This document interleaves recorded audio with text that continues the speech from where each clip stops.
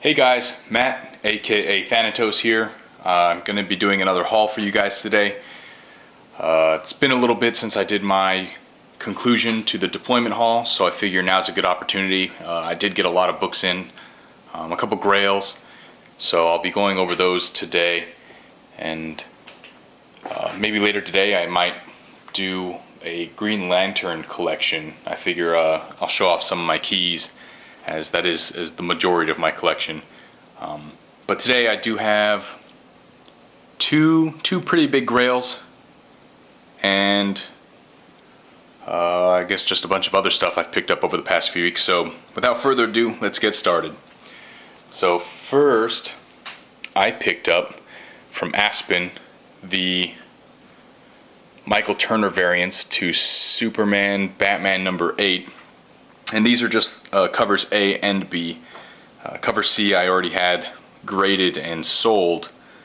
I do love that Virgin variant, the cover C, but I might just pick one up raw eventually and keep it that way.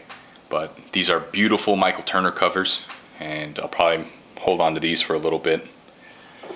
And then, like just about everybody else, I've got this art germ kick. So I have picked up, there's 4.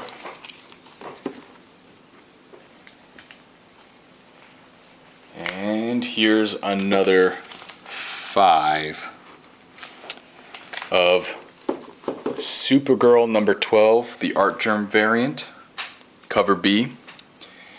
Man, I love the way Art Germ draws. It's fantastic. And I decided I'm not going to pre-order as many for the next couple, his issue 13 and probably his issue 14. Issue 13, they have released the cover art, and it is also quite beautiful. So I think I only picked up 3 of those. Debating on sending these to Trinity Comics to have them get the witness signature on them. Not too sure yet what I'm going to do. They are all perfect, except for one. One does have a nice little spine tick. So those are now in the collection, pending what I'm going to do with them. The only actual LCS pickup I have, I think, in this entire haul is Stephen King's The Dark Tower, Gunslinger Born, issue number 1.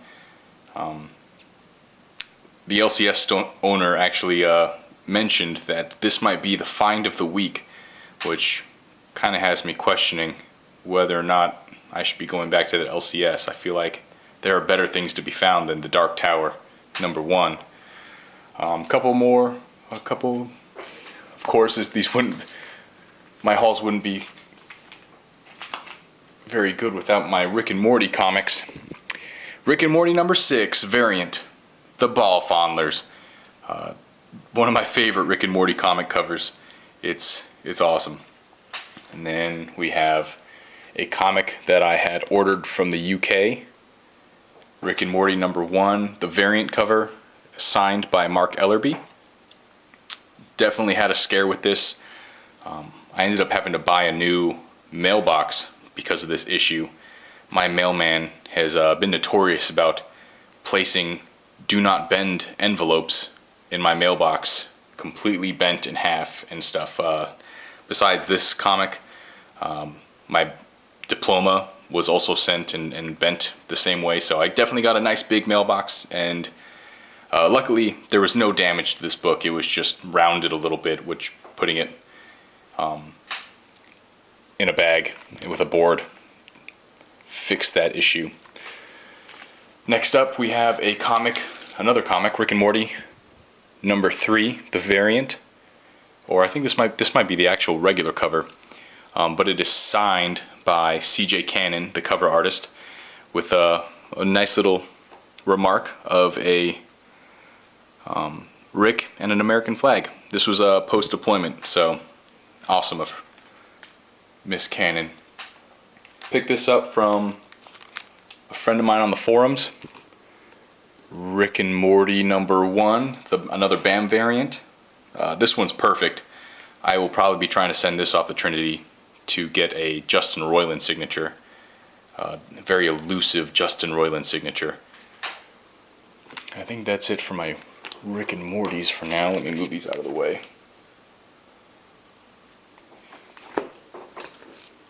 Yeah, I've been quite busy on eBay lately. Alright, back to it. Next up we have Metal number 1, the Greg Capullo variant. Virgin cover, this like half sketch, black and white, but half color. Signed by Scott Snyder at Terrificon. I did not witness that, but one of my friends did. So I picked that up. Really love the artwork on this. It's pretty awesome. Not too sure if I'm going to have that VSP'd or not. And here we're getting into the Grails. I mean, maybe not Grails, all of them, but some of the more awesome comics in this haul. Again, bringing back the art germ. Batgirl number 12. Beautiful, beautiful cover. I actually really prefer the way he drew this cover than I do his Supergirl covers.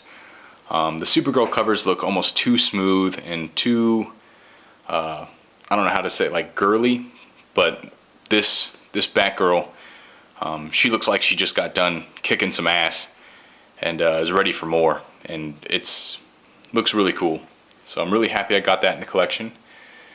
Next up, we have an oldie from Valiant, Turok Dinosaur Hunter, signed by, I think it's Bart Shawn and someone Elliott. But this is the Valiant Validated Signature Series, limited to only 5,500. Sorry, I don't know who signed this. I was 5 when this came out, so mostly got it because it's Turok number 1, and figure you'll see coming up why I picked that up. So here's, well, I guess I can show you now. That makes more sense. I picked up my first Golden Age comic. Dell Comics 4-color number 596, Turok Son of Stone, from 1954. Didn't even know Turok was that old. I remember playing one of my first video games on N64 was Turok, and a lot of people hated that game, but man, I loved it. And so I did read a lot of these Valiant books later, when I started reading comics when I was a teenager. But I figured I would really like to have the first appearance of Turok in my collection. Trying not to go too deep into Golden Age books, because that is a very big rabbit hole that I don't know if my wallet can handle. So for now, my only Golden Age book, and this will be getting sent off to get pressed and graded. Next up, a big book that I've wanted for a really long time. Between this 4-color 596 and this comic, these are the two big grails that I had been hunting for a while. Hawkman number 4, the first appearance of Zatanna, and it's the Pence variant, which I actually really like.